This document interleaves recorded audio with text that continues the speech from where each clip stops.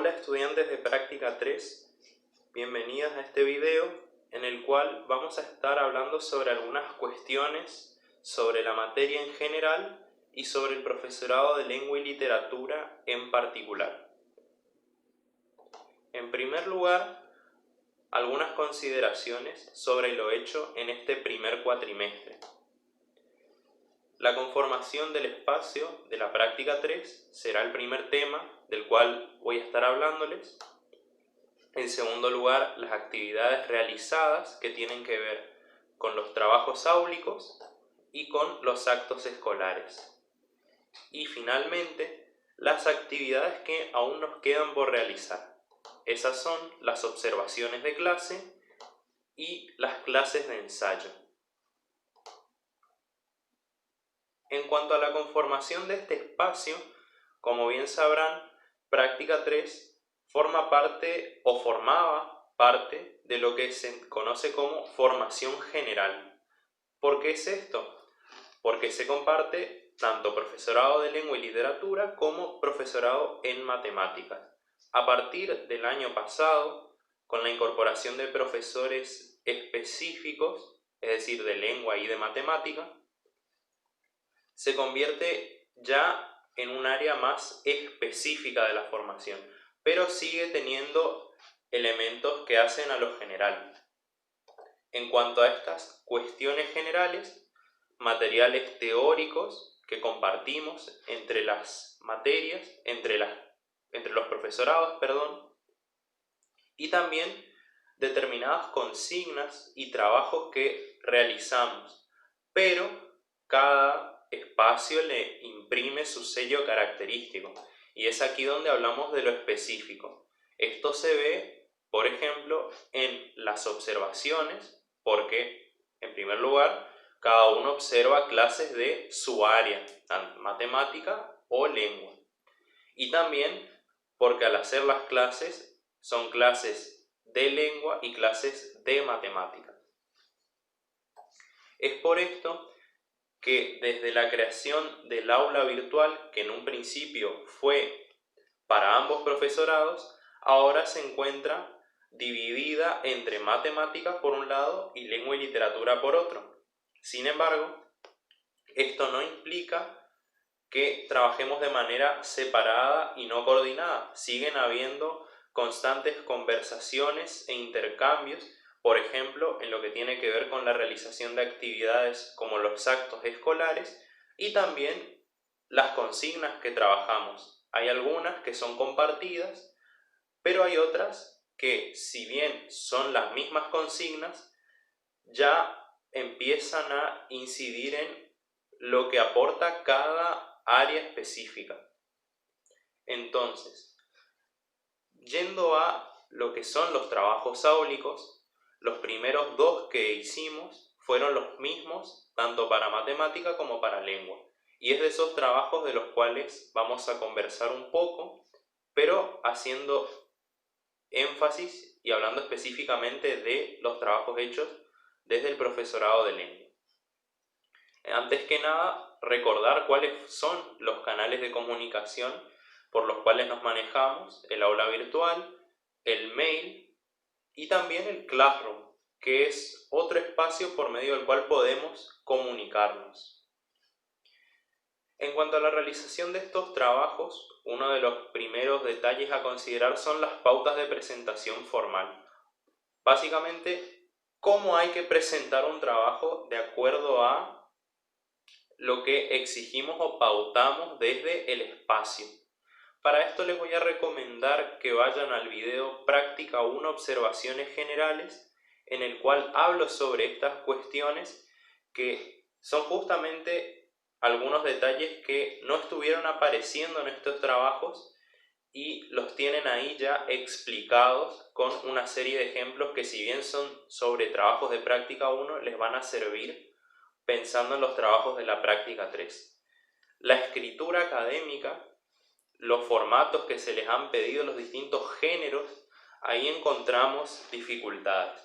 En el trabajo 1, por ejemplo, cuando se les pidió hacer una autobiografía escolar, teníamos un material teórico y en ese género en particular, bueno, hubieron algunas dificultades. Y en el trabajo número 2, escritos de carácter reflexivo, por ejemplo. El hecho de no escribir adecuadamente, es decir, de acuerdo a las pautas, no solamente pasa por la cuestión del género, sino también hemos encontrado dificultades desde la ortografía, la redacción, la coherencia y la cohesión.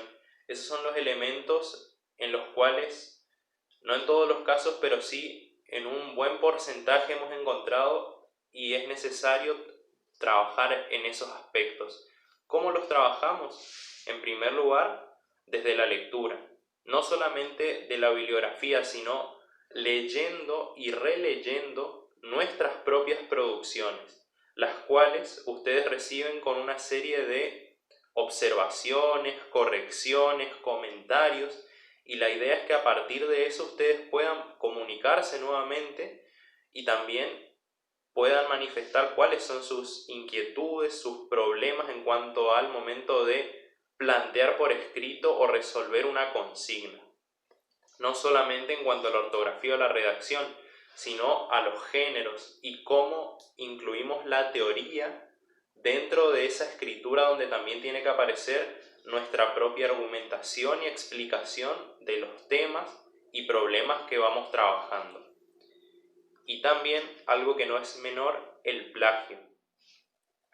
Cuando utilizamos material de alguna bibliografía que no nos corresponde o algún sitio, cuando digo no nos corresponde, en cuanto a no se requirió o ustedes lo colocan como si fuera su propia palabra, eso en primer lugar es ilegal, pero desde la institución disponemos de un mecanismo ante estas situaciones y es necesario que antes de enviar estas cuestiones, en todo caso, no enviamos los trabajos o hacemos las consultas de que hay dificultades, porque no es la manera y esto no da cuenta de una producción genuina del conocimiento que constantemente hablamos, que uno produzca sus propias propuestas, que uno pueda apropiarse, pero no de esta manera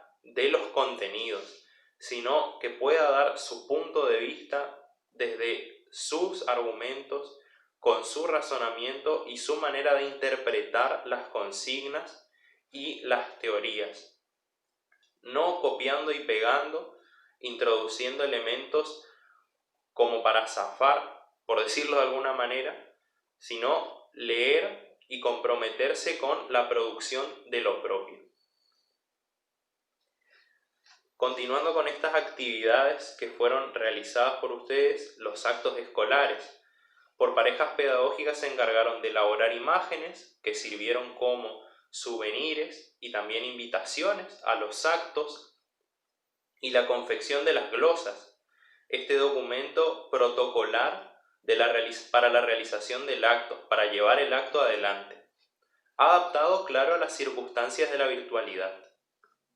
Y las palabras alusivas que siempre ustedes buscaron algún profesor o profesora que las realizara.